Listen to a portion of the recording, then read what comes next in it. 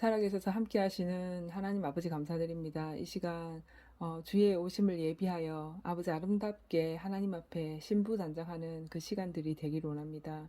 저의 입술을 사용하여 주시고 아버지 강권적으로 임하여 주셔서 마땅히 아버지 할 말들을 할 수 있도록 주장하시고 인도하여 주시옵소서. 시종일관 주님의 아버지 인도를 부탁드리며 살아계셔서 함께 하시는 우리 주 예수 그리스도의 이름으로 기도 올렸습니다. 아멘.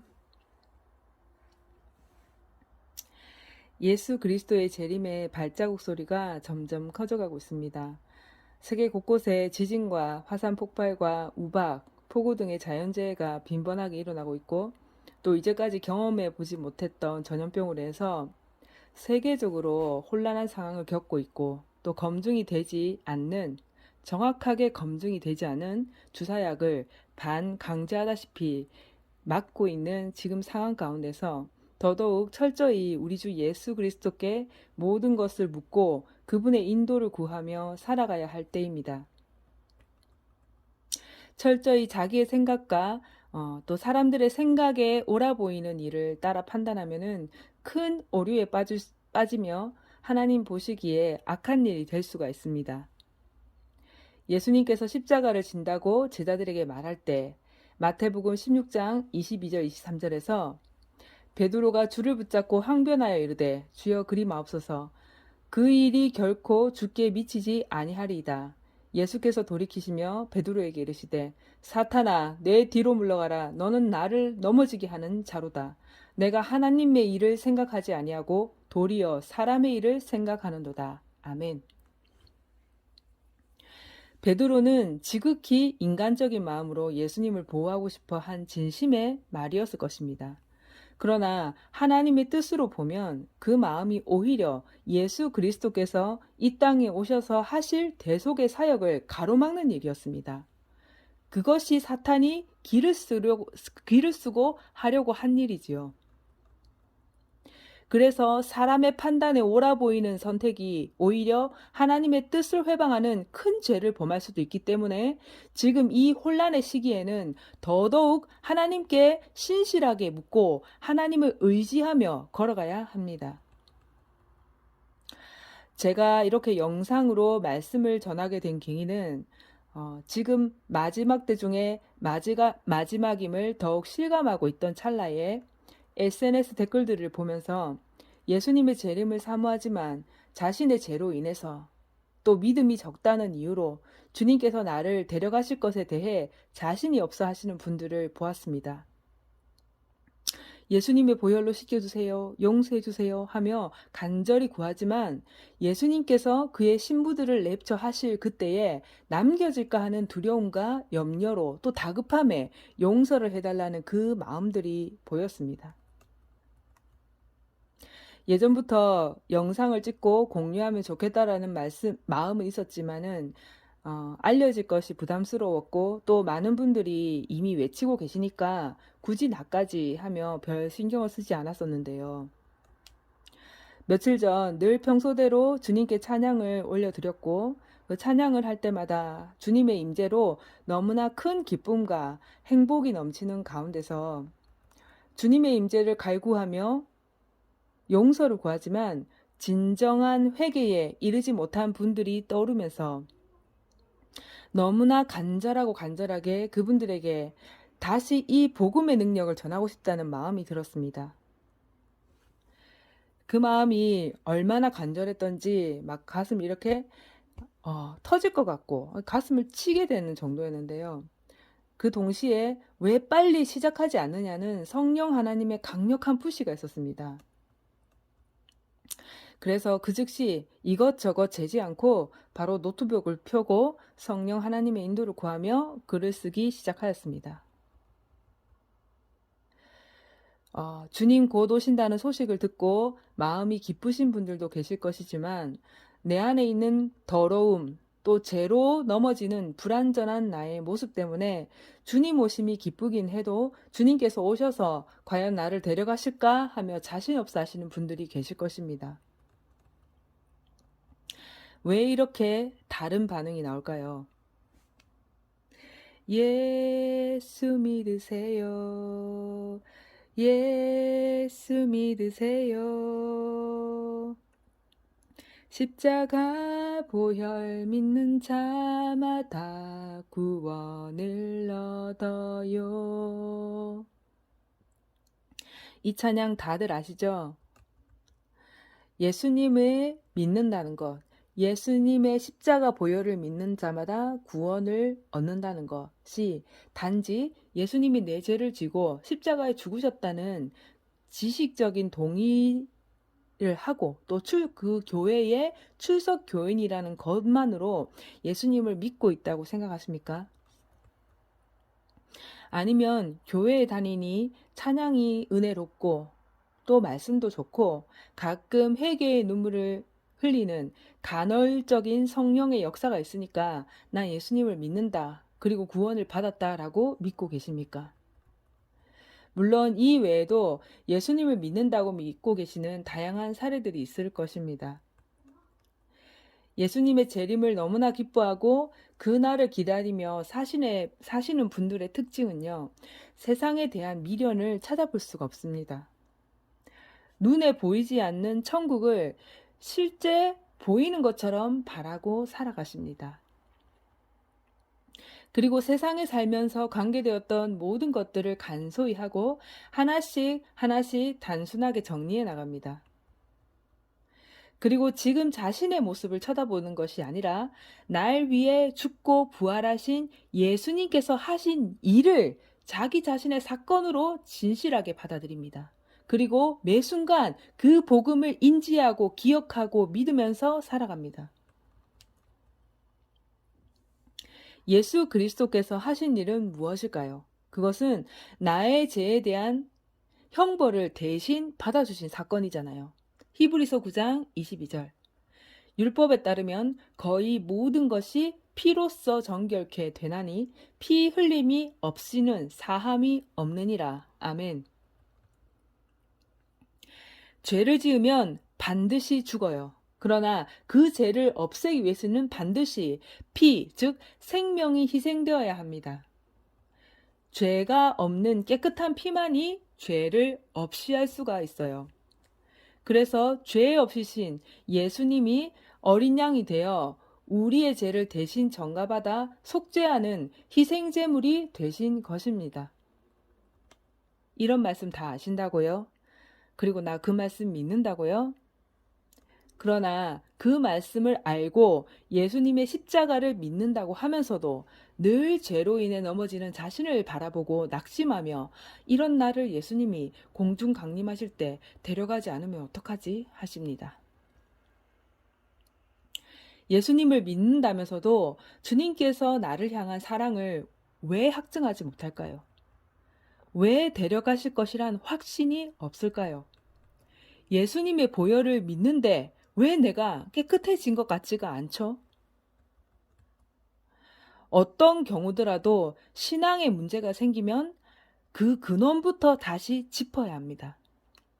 다시 자신을 복음 앞에서 점검을 해야 합니다. 나는 정말 예수 그리스도의 십자가와 부활이 상관이 있는 자인가? 복음은 한자로 소리, 말 그대로 복된 소리. 그 소리를 들으면 기쁠 수밖에 없어요.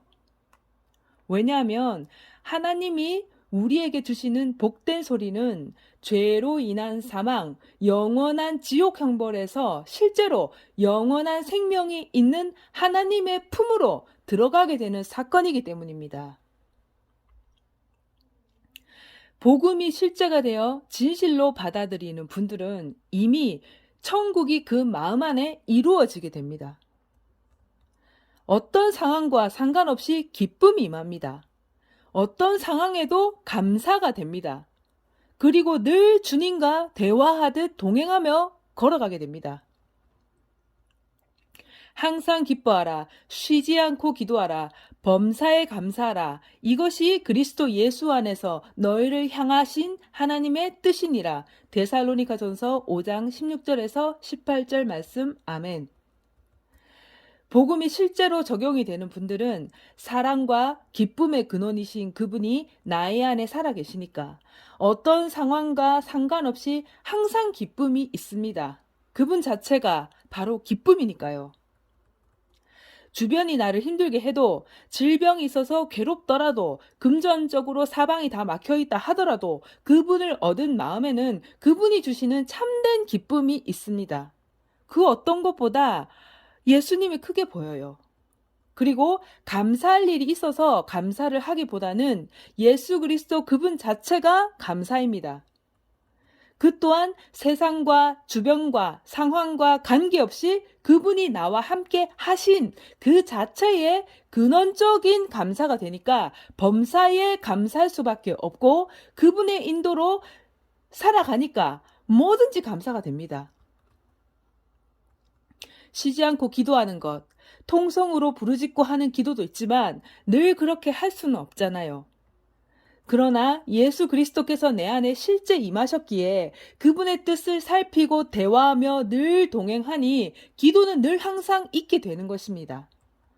기도의 다른 표현은 하나님과의 소통이며, 소통은 서로의 마음을 알아가는 대화가 아닐까요? 나의 어떤 모습도 그분 앞에 다 드러내놓고 매 순간 질문하고 그분의 인도를 기다리며 사니까, 쉬지 않고 기도한다는 것은 어쩌면 복음을 진실로 받아들이는 분들에게는 너무나도 당연한 일상이 됩니다. 그래서 복음을 진실로 받아들이는 분들은 예수님의 재림이 이 세상 유혹과 죄와 더 이상 씨름하고 싸우지 않아도 되는 기쁘고도 기쁜 소식일 수밖에 없는 것입니다. 세상의 어떤 잡음도 방해도 없이 나와 늘 함께 사시는, 사랑하는 그분과 온전히 함께 살아갈 수 있게 되니까요. 그러나 그 기쁜 소식, 즉 복음을 믿는다고 하면서도 주님 곧 오신다는 소식을 접하고 있는 요즘 많은 분들이 자신의 믿음과 신앙 행위에 대해서 예수님께서 나를 데려가실까? 나 남겨지면 어떡하지? 하면서 불안해 하십니다. 그러나 그분들에게 정중히 묻고 싶어요. 죄를 용서해 달라는 그 마음 안에는 무엇이 있을까요? 주님을 간절히 사모하는 마음에서 찾아오는 죄에 대한 애통함입니까? 아니면 다가올 환난에 대한 두려움 때문입니까? 주님을 간절히 사모하는 마음에서 부르짖는 예수님의 보혈은 하나님 앞에서 지은 자신의 죄로 인한 애통함입니다. 다윗이 밧세바를 범하고 죄를 깨닫자 하나님께 회개, 자복한 것처럼 말이죠. 그 안에는 창자가 끊어질 것 같은 죄로 인한 처절한 몸부림과 뉘우침이 있지만 죄의 대가에 대한 두려움이 없어요. 다윗이 죄로 인한 보응을 받으면서도 어느 누구도 원망하지 않고 묵묵히 견디며 하나님의 얼굴을 구한 것처럼 말이에요. 그러나 휴거와 다가올 환난에 대한 두려움으로 인해 예수님의 보혈을 외치고 의지한다면 그 결과는 정반대가 될 것입니다. 왜냐하면 그 마음의 중심은 자기 목숨을 예수님보다 더 사랑하는 것이기 때문입니다. 예수님께서는 말씀하셨습니다. 무릇 내게 오는 자가 자기 부모와 처자와 형제와 자매와 더욱이 자기 목숨까지 미워하지 아니하면 능히 내 제자가 되지 못하고, 누구든지 자기 십자가를 지고 나를 따르지 않는 자도 능히 내 제자가 되지 못하리라. 누가복음 14장 26절 27절 말씀. 아멘. 복음을 진실로 받아들이는 분들은 결코 자기 목숨을 사랑하지 않습니다. 그럴 수가 없어요. 왜냐하면 예수님의 임재가 바로 나의 정체성이 되었기 때문입니다. 예수님이 나의 생명이고 나의 참 근원이 된다는 것을 깨달았기 때문입니다. 예전에 나는 하나님의 말씀을 따라 살 수 없었습니다.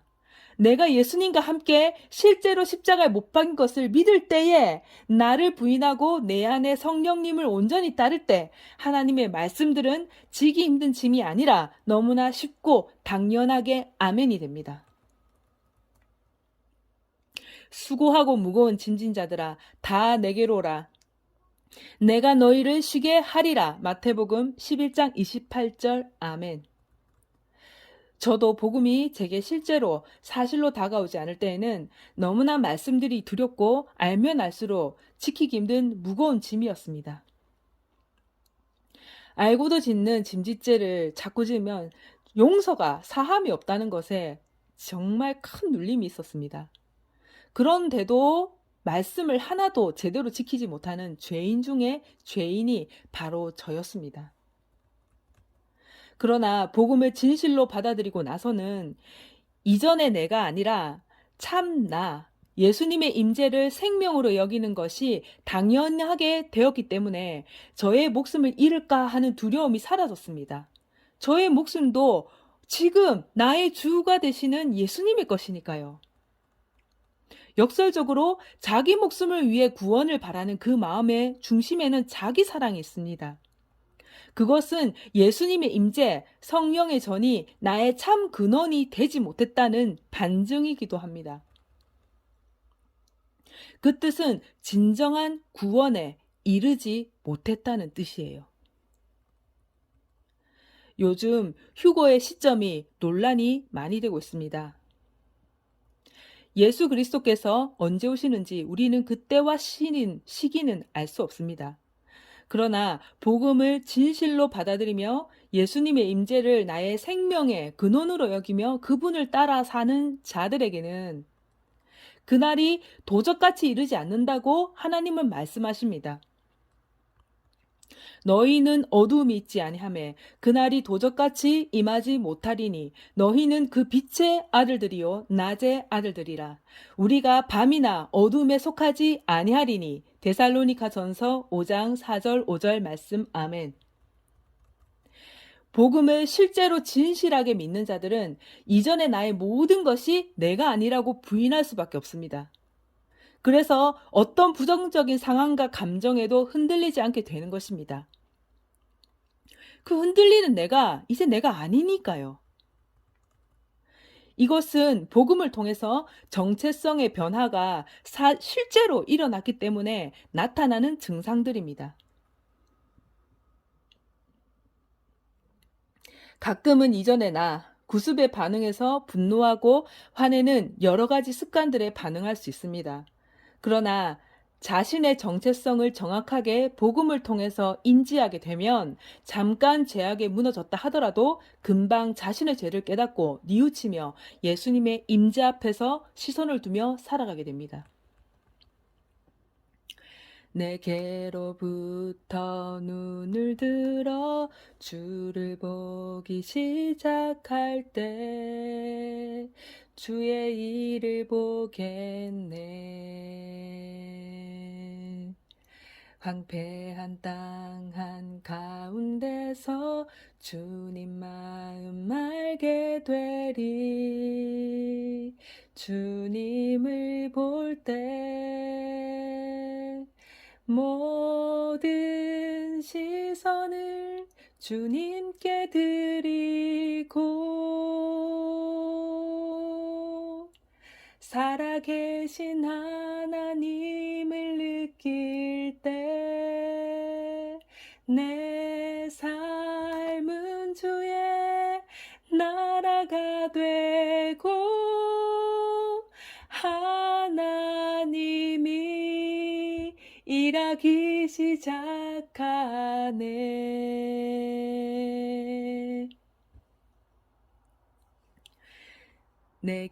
내게로부터 눈을 들어 주를 보기 시작할 때 주의 일을 보겠네. 황폐한 땅 한가운데서 주님 마음 알게 되리.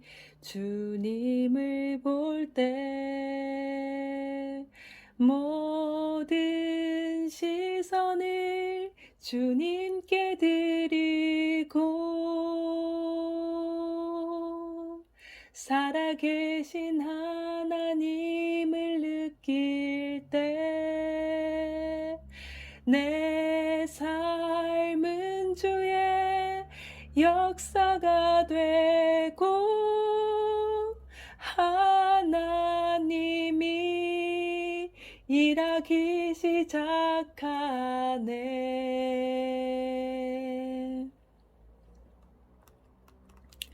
여러분은 복음을 지식적으로 동의했습니까? 아니면 복음을 실제로 받아들였습니까? 복음을 실제로 받아들인 분들은 결코 자신의 어떤 행위로 된 것이 아닙니다. 성령 하나님의 강권적인 임재로 그 복음이 정말 사실이라는 것을 받아들일 수밖에 없습니다. 물과 성령으로 거듭나지 아니하면 아버지께로 갈 자가 없으리라. 요한복음 3장 5절 아멘.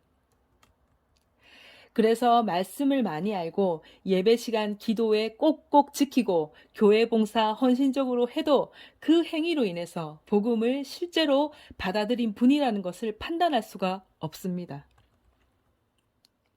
그 자체가 나쁘다라고 말하는 것이 아니라 그 신앙 행위 이전에 먼저 되어져야 할 것이 복음이 실제로 내게 임했냐는 부분이지요. 그 복음의 실제성 앞에 진정으로 살아계신 예수 그리스도를 주인으로 영접하는 굴복이 있었냐는 것입니다. 그것은 인간적인 어떤 노력으로 얻어지는 것이 아닙니다. 때론 원하지 않아도 하나님의 강권적인 역사로 되어지는 분들도 계시지만 그것은 특별한 경우이고 복음이 성령의 임재로 실제 사실로 비춰지는 것은 먼저 그 당사자가 간절하고 간절하게 하나님을 찾을 때 하나님께서는 역사하십니다. 예레미야 29장 13절 너희가 전심으로 나를 찾고 찾으면 만나리라. 잠언 8장 17절 나를 사랑하는 자들이 나의 사랑을 입으며 나를 간절히 찾는 자가 나를 만날 것이니라. 아멘. 그러나 대부분의 경우에는 복음을 듣고 우리가 죄를 지었고 그것을 예수님이 다 용서하셨다고 전달한 후에 그것을 믿느냐는 동의를 구하고 간단한 회개의 기도를 한 후에 당신은 이제 구원을 받았으니 믿으라고 하십니다. 그 전제로 여러분은 구원을 받은 성도라고 하며 교회에 출석하게 되고 말씀을 받습니다. 그리고 간간히 성령 하나님의 은혜를 체험합니다. 기도도 응답을 받습니다. 그것으로 나는 구원을 받았다고 확신을 합니다. 전부는 아니겠습니다만 많은 경우 이렇게 신앙생활이라는 것을 하게 되니까 하나님께서 우리에게 진정으로 바라시는 믿음이 무엇인지 깨닫지도 못하고 내 삶의 문제와 고난을 해결해 주시는 든든한 백 정도로 여기고 그런 믿음이 없을 때 믿음이 연약하다 표현하는 것을 보았습니다. 이런 상태에서 예수님의 재림의 소식을 접하게 되면 무엇을 회개해야 하는지, 어떤 자세로 살아가야 하는지 혼란이 오게 됩니다. 그리고 교회에서든 SNS 등을 통해서 많은 메신저들이 예수님의 보혈을 의지하라고 합니다. 그래서 예수님의 보혈을 외치며 믿는다고 하지만 그것에 대한 의미도 제사함의 확신도 가질 수가 없게 되는 것입니다. 준비가 안 되어 있는데 점점 예수님의 재림의 날이 임박하고 다가오는 것 같으니까 오히려 그날이 두려운 날이 되고 좀 더 늦게 오셨으면 좋겠다라는 반응을 보이기도 합니다. 이것은 복음의 첫 단추가 잘못 끼워졌기 때문입니다. 진정으로 복음을 통해서 성령의 임재 가운데 서게 되면요. 내가 지옥에 떨어질 자였구나. 내가 하나님과 전혀 상관이 없는 자였구나 하는 자신의 처절한 모습이 보입니다. 내 존재 자체가 부패, 그 자체라는 것을 보게 됩니다.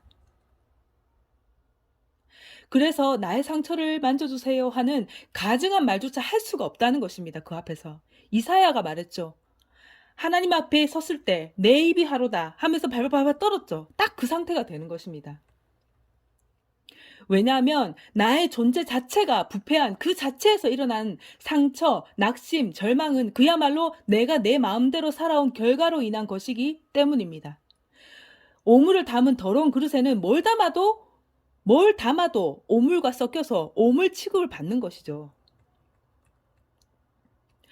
모든 사람이 죄를 범하였음에 하나님의 영광에 이르지 못하더니. 로마서 3장 23절. 아멘. 그런 부패 완판인 나의 죄를 대신 지신 예수 그리스도의 보혈이 내게 실제가 되어 이전에 하나님과 상관이 없었던 나의 모든 가치관과 삶에서 온전히 돌아서서 예수님을 주인으로 영접하고 그분의 임재를 내 생명의 근원으로 여기는 진정한 회개가 일어나게 됩니다. 그러나 성령의 임재 가운데 되어지는 진정한 회개가 없는 신앙생활을 하게 되면 하나님이 우리에게 바라시는 믿음과는 전혀 다른 방향으로 흐르게 됩니다. 그것은 바로 자기 만족에 의한 신앙생활을 하게 된다는 것입니다. 복음을 통해 성령 하나님의 임재 가운데 이루어지는 진정한 회개가 없이는 아무도 교회에서 하나님의 일을 한다고 하며 말씀을 전하고 능력을 행해도 또 기도를 하고 응답을 받아도 자기를 위한 신앙생활이 됩니다. 주여 주여 하는 자마다 다 천국에 들어가지 못할 것이요 다만 하늘에 계신 내 아버지의 뜻대로 행하는 자라야 천국에 들어가리라. 그날에 주여 우리가 주의 이름으로 선지자 노릇하며 주의 이름으로 귀신을 쫓아내며 주의 이름으로 많은 권능을 행하지 아니하였나이까 하리니 그날에 내가 그들에게 밝히 말하되 내가 너희를 도무지 알지 못하니 불법을 행하는 자들아 내게서 떠나가라 하리라. 마태복음 7장 23절에서 22절 23절 말씀. 아멘. 혹 여기에서 걸림이 되거나 찔림이 오시는 분들은 들림받지 못할 것에 대한 두려움을 뒤로 하고 하나님 아버지께 솔직하고 진실되게 간구하시기를 권면드립니다. 하나님 아버지, 저는 주님을 사랑하기보다는 저의 목숨을 사랑하는 자입니다. 그러나 주님, 이런 죄인도 받아주셔서 주님을 사랑할 수 있게 되고 주님을 사랑함으로 회개하는 다윗과 같은 회개를 저에게 주옵소서라고요. 하나님을 사랑하는 자에게 주님의 사랑을 나타내십니다. 하나님을 사랑할 수 있게 되는 것도 사람의 뜻대로 할 수가 없습니다. 그래서 하나님을 하나님을 사랑할 수 있도록 해달라는 이 단순한 간구의 기도가 하나님 보시기에는 진실된 기도가 될 것입니다. 나의 처지를 솔직히 하나님께 오픈한 것이니까요. 저는 심각한 영적인 고난 중에 주님을 찾을 수밖에 없었습니다. 그 고통의 계기는 바로 지옥에 대한 공포였습니다. 자세한 간증은 다음에 기회 되면 또 하겠지만 제가 죽어 지옥에 간다는 것이 정말 실제 사실로 받아들여졌습니다. 그래서 모든 것이 엉켜버리고 정신줄까지 내려놓게 되었습니다. 너무나 상태가 심각해서 정신병원에까지 생각할 정도였는데 정신병원에 가서 해결될 문제면 정신병원에 보내지 라는 말을 들을 정도였습니다. 그런 제가 지옥이라는 형벌을 피하기 위해서 복음을 접하게 되었는데요. 그 복음은 예수님이 내 죄를 용서했다는 것입니다. 그래서 이제 그분을 믿으면 지옥에 안 가고 천국에 간다는 것이었습니다. 근데 내가 알지도 못하는 예수님, 한 번도 만나보지 못한 그 예수님이 누구신데 나를 위해 죽나 그러면서 도저히 그게 믿어지지가 않았습니다. 그냥 그림 속의 액자 같은 그냥 어떤 허구의 그냥 그런 사실같이 느껴졌습니다. 이렇던 저의 태도가 복음을 위해 자기 목숨을 위해 복음을 이용하려는 못된 중심이었다는 것을 나중에는 깨달았지만 그때는 제가 너무나도 뻔뻔하게 지어낸 얘기 같은 걸 제가 어떻게 믿어요. 정말 하나님 살아계시고 또 믿을 수 있게 해주시려면 정말 좀 믿게 해줘봐요 하면서 참 못된 마음으로 복음을 대했습니다. 그러다가 어느 시점에 내 안에 악한 것만 있고 하나님을 사랑하는 것이 없다는 것이 알아지면서 솔직하게 저는 하나님께 구했습니다. 저는 하나님을 사랑하는 마음이 없습니다. 하나님 살아계셔서 주실 수 있다면 먼저 하나님을 사랑하는 마음을 제게 주십시오라고요. 부르짖고 통성하는 그 어떤 제스처도 아니고 그냥 솔직하게 대화하듯이 구했습니다. 그러던 어느 날 초등학교 2학년 때 나의 모습이 떠올랐습니다. 그때 뭔가 표현은 못하지만 판단도 미움도 없는 완전한 사랑만 있는 완전한 빛 같은 것인데 지금은 제가 그게 뭔지 알아요. 바로 그것이 하나님이셨고 예수님이셨던 것입니다. 그런데 그 어린 마음에 그 빛을 간절히 찾았는데 그래서 주변 사람을 이렇게 봤습니다. 근데 주변에 그 빛이 있는가 해서 보면 빛이 없고 또 어머니께도 그 빛이 있는가 쳐다보면 그 빛이 없어서 어린 마음에 진짜 절망 같은 절망이 큰 낙심이 찾아왔습니다. 그 찾아왔던 그 모습들이 기억이 나는 거예요. 그러다가 어느 찬양 사역자가 찬양을 부르는 모습을 보면서 갑자기 아, 내가 예수님을 찾았구나 하고 강한 감동으로 깨닫게 되었습니다. 그 찬양 사역자분 안에 성령님이시고 그분이 바로 예수님이신 것이 그냥 알아졌습니다. 그 찬양이 이거예요. 예수 이름 높이세. 그러면서 제가 예수님을 어릴 때부터 찾았다는 것을 깨닫게 되었습니다. 그런데 그렇다고 해서 죄에 넘어가는 제 모습이 변하지가 않는 거예요. 저의 그런 악한 모습들이 달라지지가 않는 거예요. 그리고 그렇게 지킬 수 없는 것에 또 짐짓죄에 대한 큰 부담이 2배로 더해졌습니다. 예수님이 살아 계시는 것 같으니까요. 그래서 여전히 지옥은 제게 실제 사실이었고 천국에 간다는 확신도 없었어요. 복음을 실제로 받아들이게 되는 것은 어떤 사람의 힘도 미칠 수 없는 하나님의 일방적인 역사입니다. 성령의 역사로 인한 근원적인 회개가 없는 지식적인 동의는 구원을 받은 것이 아닙니다. 그것은 자기 신념이에요. 그러니까 주님 오심의 소식 앞에 두려워하는 반응이 나올 수밖에 없는 것입니다. 교회를 다녀도 많은 사람들이 지옥에 떨어진 이유가 바로 이것입니다. 그것은 사역의 자리와도 무관합니다. 목사님이시든 전도사님이시든 권사님이시든 장로님이시든 집사님이시든 누구나 예외가 없습니다. 그렇다면 하나님이 우리에게 주시고자 하는 기쁜 소식은 과연 무엇일까요? 다음 영상에서는 더 자세하게 복음에 대해서 저의 간증과 함께 전하겠습니다. 우리 모두 복음으로 아무도 낙오 없이 예수님과 함께 손에 손잡고 주님 맞으러 나갔으면 정말 좋겠습니다.